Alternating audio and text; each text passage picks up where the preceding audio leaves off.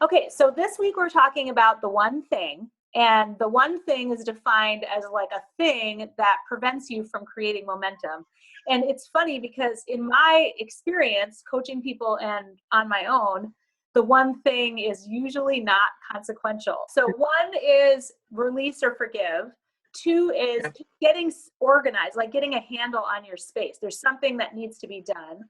There's pulling the trigger, like you're planning and you want to start something, and then something big, like you have to make a big move of some kind. Do you remember which one? Yeah, mine was organized. Yeah, it was organized because my son just moved back home. So I had converted his bedroom to my home office. Yeah, so now my office is in the master bedroom. So I had to literally pull everything together, and then make sure that I purged what I didn't need anymore, because the new business is more digital, more virtual, even though I do have some things I have to touch. And then just get really clear about the space, because now it's my quote sanctuary space, but it's also my working space, and make some decisions about how the room is going to be divided, how I'm going to sit in the space, how I'm going to work in the space. And then when I'm ready to kind of end my day, how do I, what are the rituals to unwind from the day? When you feel backed up, how does it reveal itself in your life? It shows up in a couple of ways. One is I end up buying some new container, because if I can just move this one pile to this area, as opposed to just going through it, and I'm not a piler by nature. So that's when I know that I'm just avoiding, and it's more not necessarily about being stuck because they don't know what to do. It's like I know what to do, but it's that step of it's kind of freaking me out. And it's also, just so you don't reduce it, it is really a big deal. I mean, where you work and how you handle your space is a really big deal. I mean, Yeah. you are, and I want you to describe your business in a second, but you are a bona fide, straight up businesswoman. So regardless, sometimes I think when we're working from home or we don't have that traditional brick and mortar space, it's easy to diminish the physical space, but it Right. really needs to be almost honored more because you're not going away.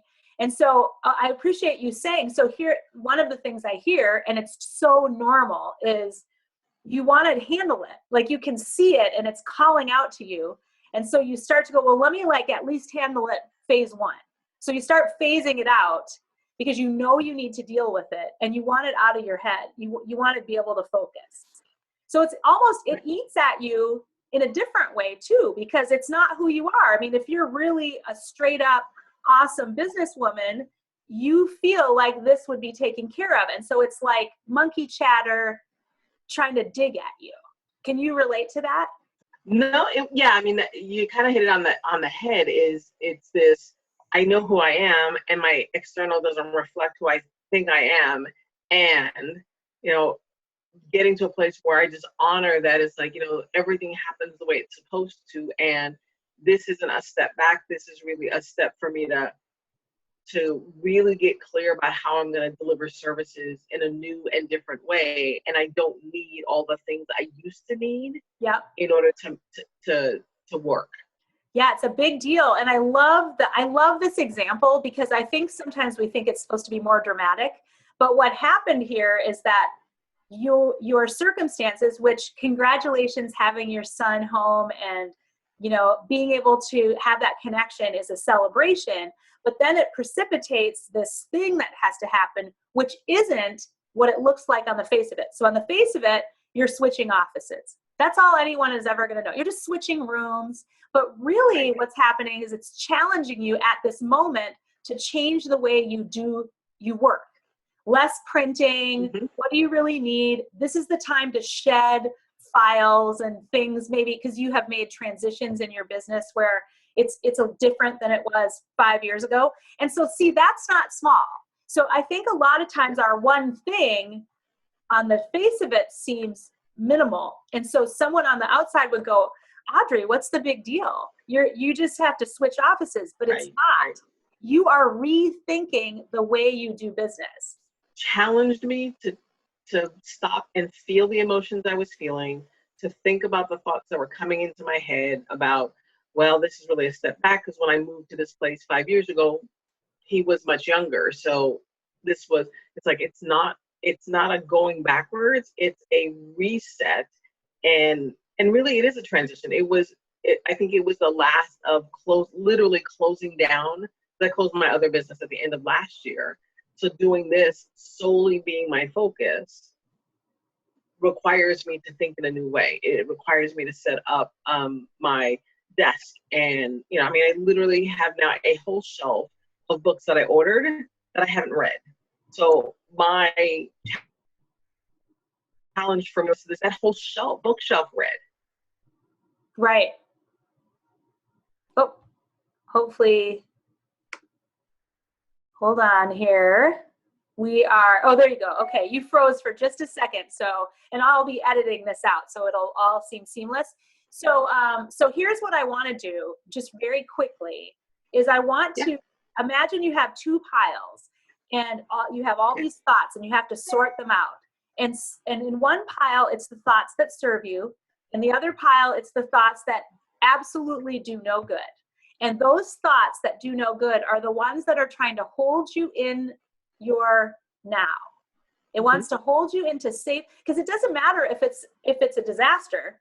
As long as you know what the disaster is, your brain wants to keep it that way. It would rather have the devil it knows. So, so let's sort it out. And I'm going to start, and I'm going to say, okay, in the pile of doesn't matter, we don't need it, is any sort of you're rating yourself. You're saying, I'm the kind of person who, or I'm going backward, or like that.